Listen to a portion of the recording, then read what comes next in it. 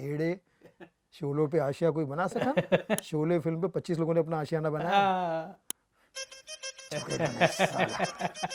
अपने सल्लू को उनके अल्लू से बचा लो यारो। कमाल। तो कादर खान साहब ने सबसे पहले कॉमेडी करनी शुरू की थी उस फिल्म से।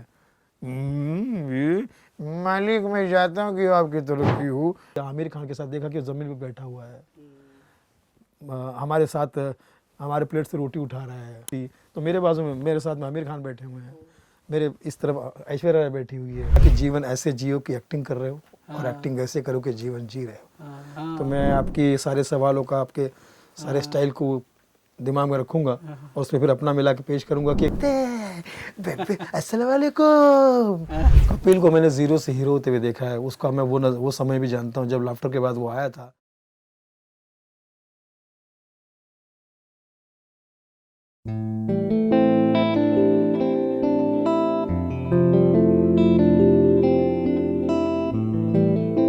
Welcome to AR discovery sir, आपका बहुत बहुत शुक्रिया सर आपका आने का। थैंक्स आमिर साहब, थैंक यू, बहुत शुक्रिया। सर आप बहुत ही यूनिक कैरेक्टर हैं सर, आप उस फील्ड से आते हो जिस फील्ड आपके नाम से जानी जाती है, कॉमेडी। सर आपकी शुरुआत कैसे हुई? 2 मई 1975 मेरा जन्मदिन है, तो ये पूरे अपने आप में ही, इसमें ही बहुत सारी कॉमेडी छुपी हुई है। लोग बोलते हैं मैं 9 महीने बाद पैदा हुआ, मैं कहता हूँ मैं सेकंड में पैदा हुआ, सेकंड में पैदा हुआ, ठीक है। और कह सकते हैं कि 1 मई को होता है लेबर डे, दूसरे दिन ये लेबर पेन पैदा हुआ, लेबर डे। और 1975 में आपातकाल आया था, इमरजेंसी। पहले आपातकाल फिर सुनील पाल, इमरजेंसी लगा दी गई थी। उस साल बॉलीवुड की हिंदी सिनेमा इंडस्ट्री की सबसे बड़ी फिल्म शोले रिलीज हुई थी। शोले, यस और सुनील पाल, आप सोचिए, मतलब इतिहास देखिए आप, है ना। शोले और फिल्म, लोग कहते हैं, वो गाना मैंने सुना था, शोलों पे आशियाना कोई भी बना एड़े शोलों पे आशिया कोई बना सका? शोले फिल्म पे 25 लोगों ने अपना आशियाना बनाया। धर्म जी के बाद तो शोले भी और डोले भी है, डोले शोले सब लेके घूम रहे हो। तो मैं समझता हूँ कि वो 1975 का जो साल था वो बड़ा ऐतिहासिक था। मूरसा नाम के छोटे से गांव में पैदा हुआ, मूरसा। फिर मैं मुंबई आया, मुंह से मुंबई, और मुकाम बनाया, और वो भी मुंह के काम से बनाया।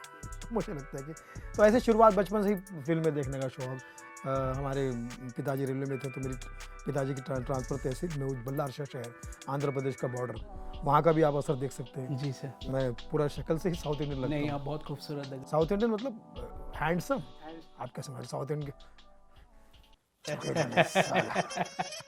साउथ ने बॉलीवुड पे ये असर कर रखा है कि इस वक्त बॉलीवुड लोग घबराए हुए हैं। हिट पे हिट। हिंदी फिल्म साउथ ना बन जाए, संभालो यारो, आ रहा तमिल चलन, छा रहा तेलुगु चलन, अपने सल्लू को उनके अल्लू से बचा लो यारो। कमाल की। तो भैया पहले तो हम हिंदुस्तानी थे, अब कमर से हिंदुस्तानी 2 लेकर आ रहे हैं। अब बताओ ढूंढो दूसरा हिंदुस्तानी कौन है। सर आपकी कॉमेडी की शुरुआत कब से हुई सर? बचपन से, जब पहली बार जब मैंने आईने में देखा अपने आप को, तो खुद ही हंस पड़ा। तो मैंने कहा भाई फिर व्हाई नॉट इस चेहरे को देखकर दुनिया को हंसाऊं। अटपटी हरकतें करने का शौक था बचपन से। गुर्बत ने मुझे गुरुदत्त बनाया अपने काम का। हमने पढ़ा सर आप कोई टी स्टॉल सेंटा क्रूज में। हाँ, क्योंकि देखिए, अगर आप मजबूर से कुछ जीरो से काम शुरू करते हो तब तो आप महान हैं, लेकिन कुदरती अगर आप गरीब हैं तो आप इंजॉय करते हो, सीखते जाते हो और हर चीज़। क्योंकि क्या, गरीबी जो है वो बहुत आपको मजबूत बनाती है और बहुत सारी चीज़ आपको सिखाती है। जैसे सेल्फ मेड, स्वावलंबी होना, आत्मनिर्भर होना, जो चीज़ें कहते हैं वो बचपन से ही हमारे अंदर आ गई थी।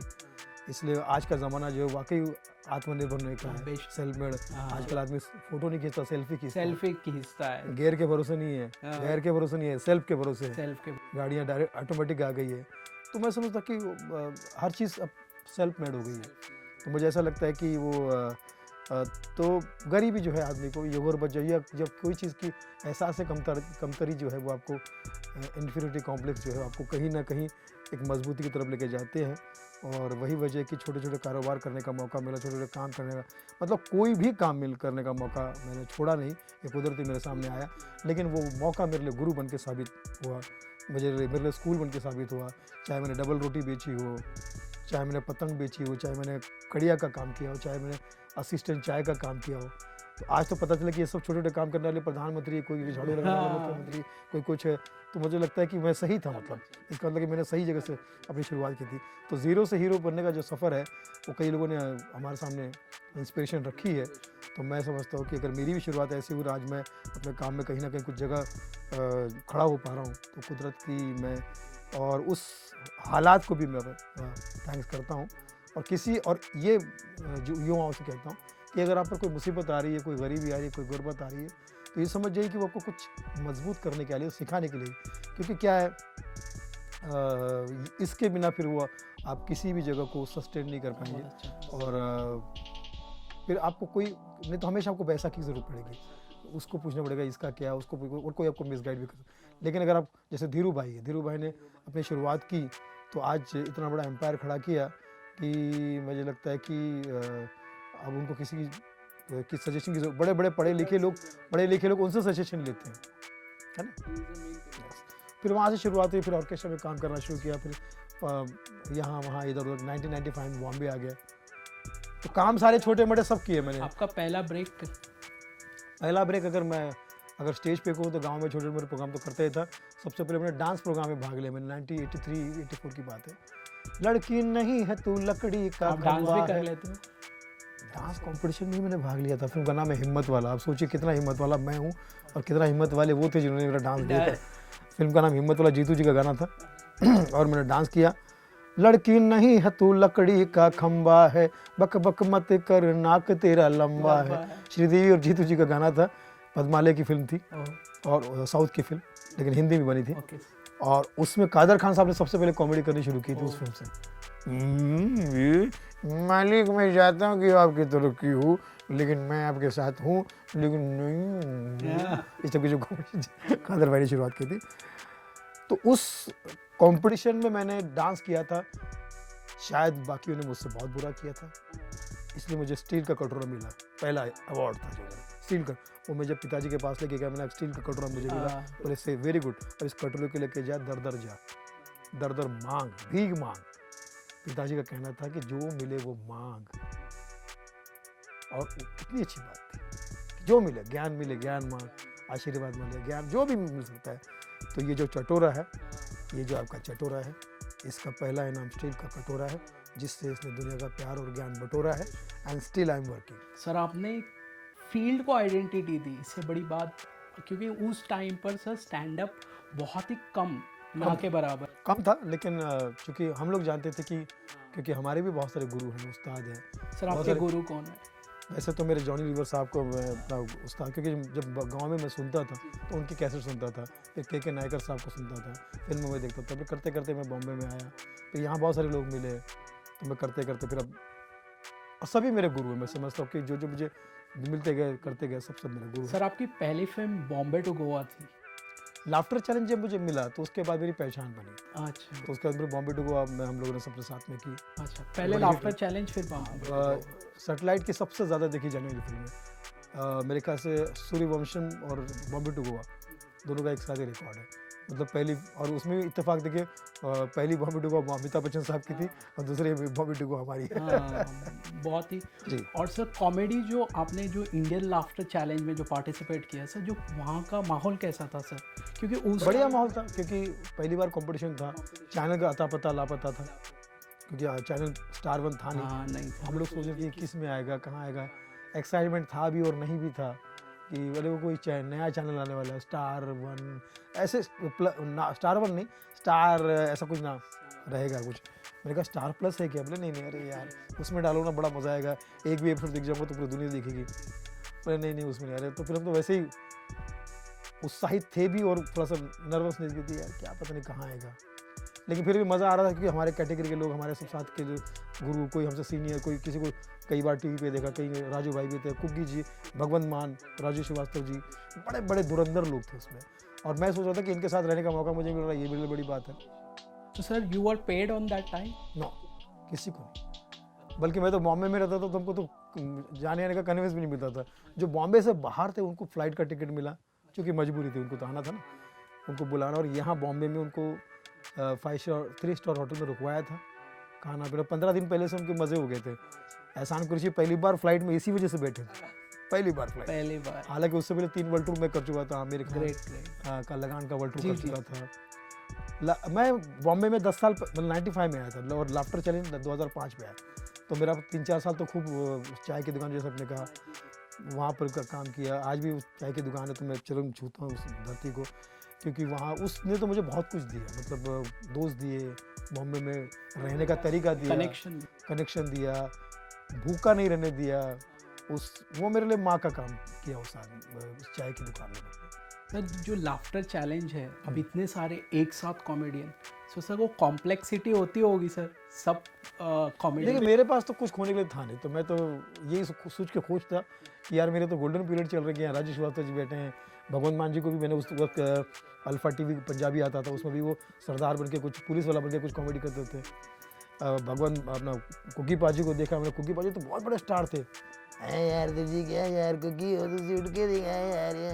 कुग्गी साहब, राजू भाई तो थे ही, कभी कभी जॉनी भाई हमसे मिलने आते थे सबको मोटिवेट करने के लिए। इतने बड़े बड़े कलाकार जब मिल रहे, हैदराबाद के 14 कलाकार आए थे। क्या भाई तुम लोग हम लोगों को हौला बना रहे हैं, बुला को क्या खा रहे हैं? हाँ, मार को खुंदल को गिरा था ना माटी में ले, हाँ बैगन के शक्ल वाले, क्या कर रहे तुम लोग? हाँ कसम 4 मीनार की, सुबह से 4 मीनार में सिगरेट को वांदे हो गए ना, उस टाइप के लोग भी है। तो बहुत मज़ा आता था। सब legends, all are legends. Sir आपका बिगेस्ट कंपटीशन किसके साथ था सर? अपने आप के साथ, क्योंकि हमारे पास तो कुछ था नहीं। मैं यार मैंने भगवान से प्रार्थना करता था कि आज के प्रोग्राम में क्या जोक करूं, कुछ नहीं सब। क्योंकि हम लोग उस वक्त ऑर्केस्ट्रा में काम करते थे, सोनू निगम साहब। पहले तो ऑर्केस्ट्रा की शुरुआत, छोटे जो ऑर्केस्ट्रा होते हैं उनके, तो 10-15 मिनट का मौका, फिर सोनू निगम साहब के साथ, फिर आमिर खान के वर्ल्ड काम बहुत बड़े बड़े मिले। लेकिन हम कितने बड़े कलाकार ही थे, लायक कलाकार नहीं थे। वो तो कुदरती ऊपर वाले का करम है। आमिर खान साहब का करम कि उन्होंने बोला कि ऑडिशन में कि यार तू क्या सुनाएगा मुझे बता, लगान के वर्ल्ड टूर में तुझे मैं क्यों लेके जाऊँ मुझे बता। तो उनका सर मैं ऐसा सुना, हंस पड़े, बोले इसको मोरानी को बोला, मोहम्मद मोरानी ले इसको, अच्छा है ठीक है। ग्रेट। तो ऐसा सब बड़े, हमको एक्चुअली बड़े लोग बहुत मिले, अच्छे लोग बहुत मिले। हम लोग अच्छे या बड़े नहीं हैं, वो बड़े लोगों के छत्र छाया में रह के, जनाब कि बबूल के बाजू में कांटे का पेड़ भी हो तो वो भी खुशबू देने लगता है। हमने जब उनके साथ काम किया, आमिर खान के साथ, देखा कि ज़मीन पे बैठा हुआ है, हमारे साथ हमारे प्लेट से रोटी उठा रहा है ना, अपना कोई यार ये खाना, यार ये ट्राई करना, वहीं सो गए, रिहर्सल चल रही है तो वहीं सो गया, है ना। बस में सफ़र कर रही है इस सिटी से उस सिटी, तो मेरे बाजू में मेरे साथ में आमिर खान बैठे हुए हैं, मेरे इस तरफ ऐश्वर्या राय बैठी हुई है। आमिर खान, ऐश्वर्या राय, प्रीति जिंटा, अनिल कपूर, सुखविंदर सिंह, गणेश हेगड़े का डांस ग्रुप, ऐसा पूरा बस का पूरा हम लोग, पूरा सर्कस जाती थी हमारी, पूरा फ्लाइट हमारा था वहाँ पर। तो सर आपने उस टाइम पे ग्रेट इंडियन लाफ्टर चैलेंज के दौरान हो रहा था सर, उसके 1-2 साल पहले, ये 2002 की बात है जब लगान आया था, और दिल चाहता है, ये 2 फिल्मों का टूर था वो। उसके पहले शाहरुख साहब के साथ सिंगापुर में किया था मैंने, जब मोहब्बतें फिल्म आई थी। उसके बाद सोनू निगम साहब के साथ, तो मैंने लाफ्टर से पहले दुनिया का टचवुड भगवान की कृपा से मुझे घूमने का मौका मिला, पूरी दुनिया देख ली थी मैंने। सर आपने इतने बड़े खूंखार और एकदम दिग्गज कलाकारों के साथ काम किया है, जैसे आमिर खान सर, शाहरुख खान सर, सो उनमें क्या क्वालिटी है जो बहुत ही डाउन टू अर्थ लोग हैं। मतलब मैं समझता हूँ कि हर कोई उनकी तरह बनना चाहता है, लेकिन एक भी दिन उनकी ज़िंदगी जी नहीं पाओगे आप। क्यों ऐसे? इतना डाउन टू अर्थ, इतना सीधा। भाई दुनिया भर का काम करना है उनको, दुनिया भर से लोगों को करना है, लेकिन ज़रा सा ईगो नहीं है, और काम में फोकस, मतलब फालतू की कोई बकवास नहीं है किसी चीज़ में। मतलब ये नहीं कि हम अब टाइम मतलब लेट गो नहीं कर रहे, कोई मतलब टिकट फॉर ग्रांटेड नहीं ले रहे किसी भी चीज़ को। काम अगर डांस है तो शाहरुख खान को देखा मैंने, पसीना तर, वो पूरा परफॉर्मेंस में एक बार नहीं 2 बार नहीं, मतलब वो जो डांसर लड़के थे वो थक जाते थे, यार शाहरुख भाई को समझा यार, इतना अच्छा तो कर ही रहे वो, फिर आवाज़ आती है चलो चलो शाहरुख भाई ने बुलाया। तो ये तो आप हर किसी के बस की बात है ना। आदमी सोचता है ठीक है खाते पीते रहो यार, जब देखा जाएगा ऐसा, क्योंकि स्ट्रगल करने के बाद जब आदमी वहाँ पहुँचता है तो बहुत लंबी लाइन के बाद वहाँ पहुँचता है, और ज़रा सा मिस कर दिया तो फिर आपको पीछे से खड़ा पड़ेगा, फिर लंबी लाइन है। तो वो सक्सेस के बाद तो और स्ट्रगल है। यहाँ तो आपका गधे घोड़ों से स्ट्रगल था, वहाँ तो शेरों के साथ स्ट्रगल है आपका। दुनिया और एक्सपेक्ट करती है, पूरी दुनिया की नज़र आप पे है ना, आप पे है। पूरी दुनिया आपको देख रही है, फोकस कर रही है, सीसीटीवी कैमरे लगे हुए, ज़रा सी आपकी चोरी पकड़ी गई हो गया काम। सर जैसे आपने बताया है कि दुनिया आपको देखती है, तो ग्रेट इंडियन लाफ्टर चैलेंज में लोग, आपने उस मुकाम पे के आगे फिर क्या चैलेंजेस रहे, क्या आपकी स्टोरी रही? चैलेंजेस यही है कि फिर उसके बाद लाफ्टर 2 आया, उसमें और अच्छे कलाकार आए, तो लाफ्टर 3 आया जिसमें कपिल आया, लाफ्टर 4 में भारती आई, आते ही चले गए, सॉरी, लोग आते ही चले गए। तो क्या है, ये तो है ना, ये तो होना ही ना। पहले हम लोग रेडियो पे इंटरव्यू करते थे, फिर टीवी पे इंटरव्यू, पॉडकास्ट कर रहे हैं, आगे चल के पता नहीं और कोई कास्ट आएगा, है ना। तो ये तो परिवर्तन होता रहेगा। और लेकिन हाँ यही बात है, वही तो कह रहा हूँ कि सक्सेस के बाद भी एक स्ट्रगल। आप ये नहीं, कोई ये नहीं कह सकता कि भैया आप सक्सेस हो गए किसी भी फील्ड में।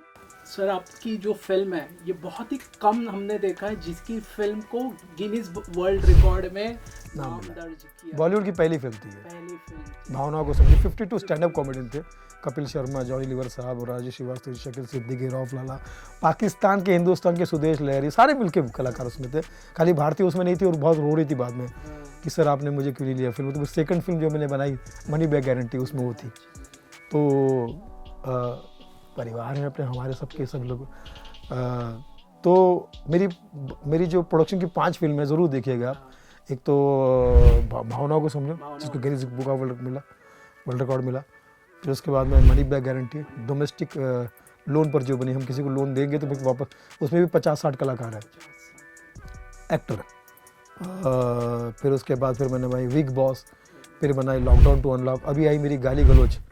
गाली गलौज फिल्म में ये जो आजकल OTT पे सो कॉल्ड, उसके खिलाफ फिल्म है ये। मतलब गाली गलौज फिल्म हमारी विलन है, आप फैमिली के साथ देख सकते हैं, साफ सुथरी फिल्म है। और अब आ रही है coffee with alone. Coffee with alone एक फिल्म आ रही है जो एक डिप्रेशन की कहानी है। आज के ज़माने में कलाकार कितना परेशान होता है, कितना दुखी होता है, लोग कैसे उसको समझते नहीं है, मूड स्विंग्स की कहानी है। ज़रूर देखिएगा कॉफ़ी विद अलोन। ये फिल्म कैरेक्टरलेस है, क्योंकि इसमें सिर्फ एक्टर है, कैरेक्टर नहीं है। सर आपकी जो फिल्म थी जो गिनीज वर्ल्ड रिकॉर्ड में दर्ज कराई गई सर, तो उसके बाद में जो आपको इंडस्ट्री ने जो से क्या रिस्पांस मिला सर? बहुत अच्छा रिस्पांस मिला। देखिए क्या है, इंडस्ट्री में 20 लाख कलाकार है जी, 20 लाख कलाकार, और सब मुझसे ज़्यादा टैलेंटेड है। तो सबको कुछ ना कुछ काम मिलते रहना चाहिए। जी। समझदारी इसी में है कि आप जिस चीज़ में ऊपर वाले ने आपकी रोजी रोटी और रिज़्क बना रखा है, और जहाँ से आपको काम मिलना शुरू हो रहा है, उस पर आप पूरा फोकस कीजिए। हम लोग क्या करते हैं कि यार मैं ये कर रहा हूँ, लेकिन ये मैं सिंगर बन जाता हूँ, वहाँ तो अच्छा काम है यार, है ना। कोई कहता है कि यार मैं OTT करने लगूँ, मैं मतलब खामो खा की डाइवर्जन हो जाता है, खामो का आपकी आत्मा भटकती जो भी करे परफेक्शन। आप जिस बोलते ना लोग, मेरे इंडस्ट्री आपको टाइप का बना देती है, बट यू आर लकी कि आपको किसी टाइप का बनाकर छोड़ दिया कि उस जोन में आपको काम मिलना शुरू हो गया। जैसे जॉनी भाई कॉमेडी करते हैं, तो जॉनी भाई से मैंने पूछा कि कभी आपको सीरियस रोल करने का मन नहीं किया? बोले सीरियस रोल करने वाले बहुत है, मुझे क्यों करना सीरियस रोल, जब मुझे लोगों ने कॉमेडी पसंद किया है और मैं कर रहा हूँ उसमें, तो मुझे अचानक वो छोड़ के सीरियस में क्यों करना है। कॉमेडी में कोई खास सीरियस सीन आ गया या कुछ करने का मौका मिला, सर जैसे महमूद साहब करते थे, जॉनी वॉकर साहब करते थे, देयर लेजेंड्स। तो आपको एक जगह पे काम करने का मौका मिला, उसी में लेजेंड बन जाओ ना। जरूरी थोड़ी कि आप इसमें भी हो, उसमें भी हो, उसमें भी हो। भाई आप जिस चीज के लिए बने हो, जिसके लिए स्पेशल, कई एक्टरों ने एक्टिंग करने की कोशिश की, सिंगरों ने कई एक्टिंग करने की कोशिश की, हर चीज हर किसी के लिए आप कर लोगे।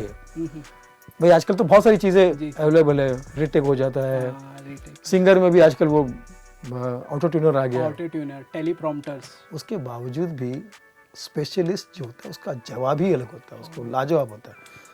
कपिल शर्मा जहाँ पर स्पेशलिस्ट है वहाँ पर कोई दूसरा नहीं हो सकता। सुनील ग्रोवर जहाँ पे स्पेशलिस्ट है वहाँ कपिल शर्मा नहीं हो सकता।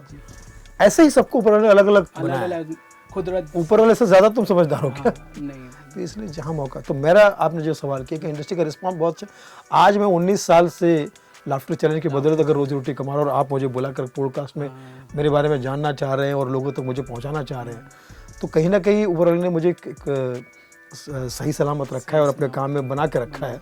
तो ऐसे ही मैं ऊपर वाले से दुआ करता हूँ, प्रार्थना करता हूँ कि भैया ऊपर वाले मुझे ऐसी काम देते रहे, समझ देते रहे कि मैं काम करता रहूँ, अपने काम में फोकस करता रहूँ, तो करता रहूँ। लेकिन अगर कोई डिस्टर्ब या ऐसा कुछ करने का तो फिर मैं अपने पैर पे खुद ही कुल्हाड़ी मार लूँ।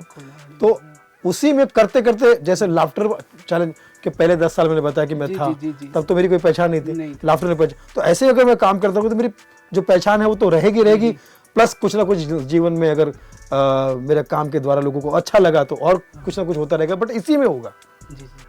सो सर, जो कॉमेडी के जो किरदार होते हैं आप कहाँ से कलेक्ट करते हो? कैसे माइंड में आता है कि हमें ये करोगे या ये करना? किसी शायद शेक्सपियर ने ही कहा था कि दुनिया एक रंगमंच है।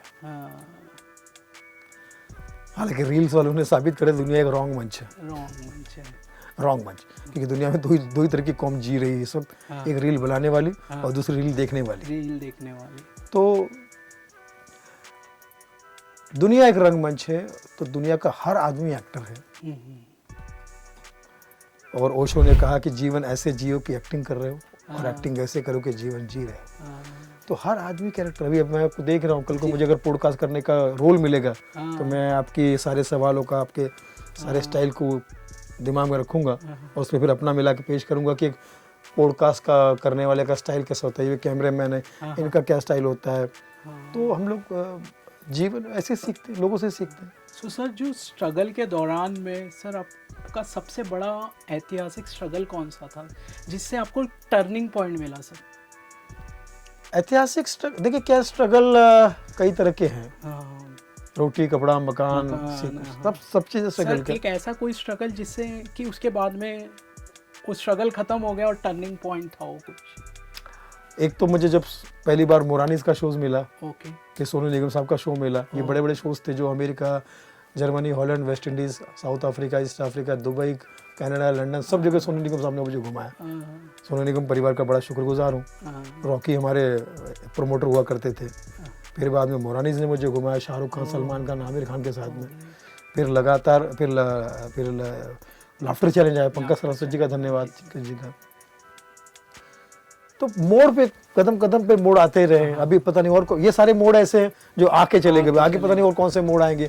ये नेवर, आप अपना काम करते रहिए, पता नहीं कौन सा काम किसको कहाँ टच कर जाए। और वहां से चाहत फतेह अली खान को भी देखो आप, सिंगर घर पे बैठे और ये सर पे बैठे हुए, ओए ओए ओए ओए अकेलड़ी बदबदी, कोई छोटा लोटा कोई बड़ा लोटा, कमीज तेरी काली कमीज तेरी चिट्टी, बेबे तते बेबे। अस्सलाम वालेकुम, Chahat Fateh Ali Khan all the way from London. कोई भी कर सकता है।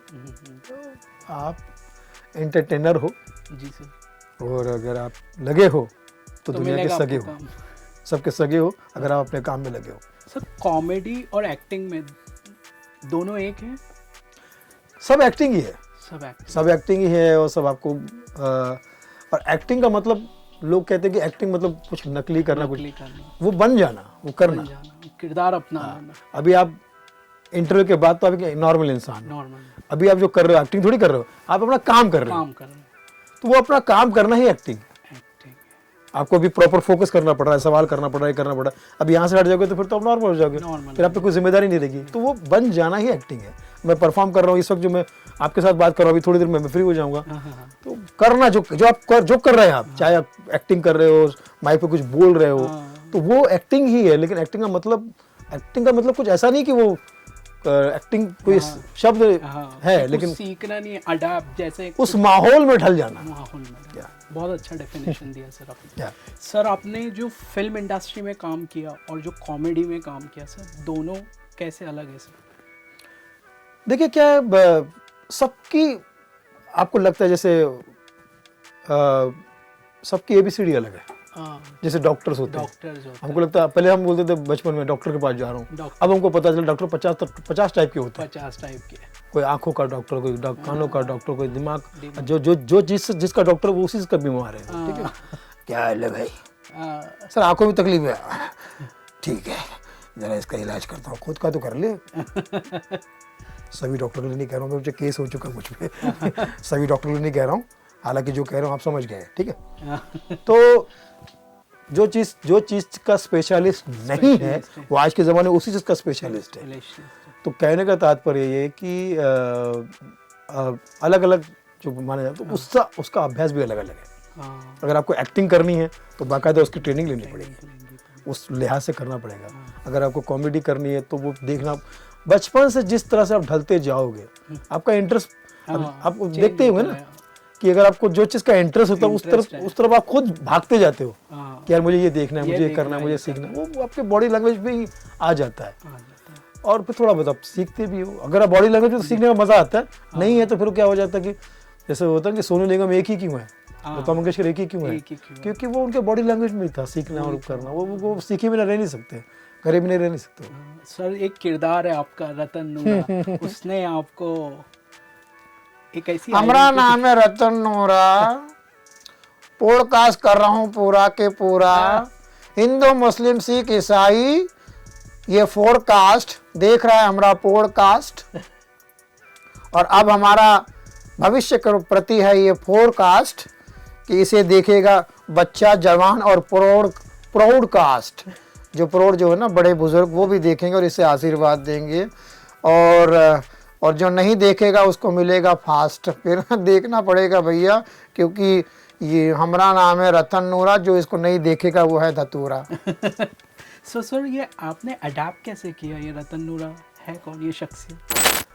ये जब मैं बॉम्बे में आया था तो बहुत सारे दोस्त हमारे मिलते रहते थे, उनमें से एक कैरेक्टर ये भी थे, शराबी थे, समाज के बहिष्कृत थे, लोग उनको पसंद नहीं करते थे, शराबी दूर भगाते थे।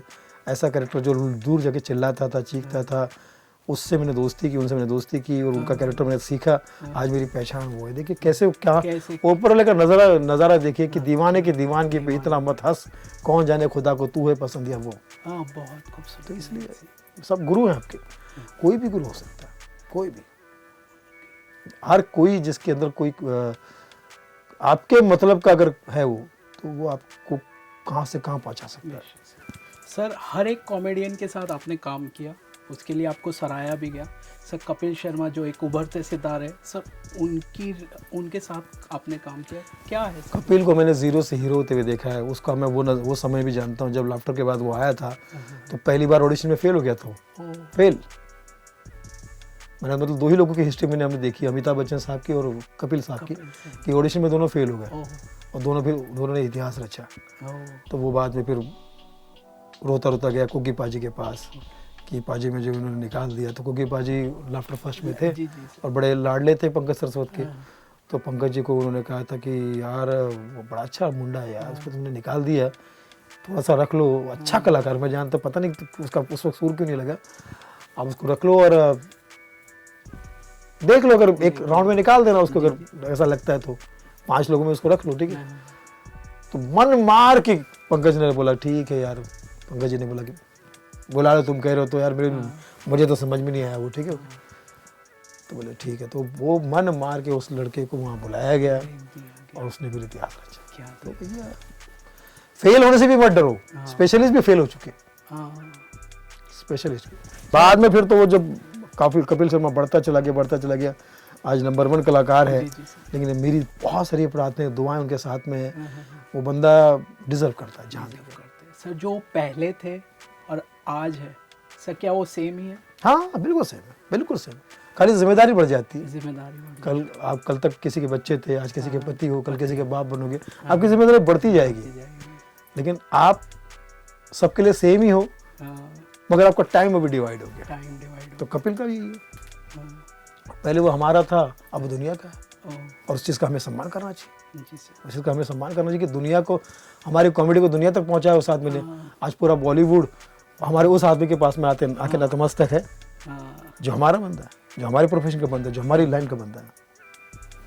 सो सर जो आपने किरदार निभाए हैं रतन नूरा के और ऐतिहासिक बहुत से, जो सर ऐसा कोई रोल है कि जो आप करना चाहते हो जो नहीं किया अब तक?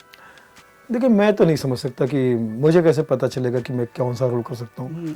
देखिए ऐसा कोई भी दावा नहीं कर सकता। अमिताभ बच्चन को भी नहीं पता था कि वो एंग्री मैन बनेंगे, वो भी तलाश में थे कि मैं क्या करना चाहता हूँ।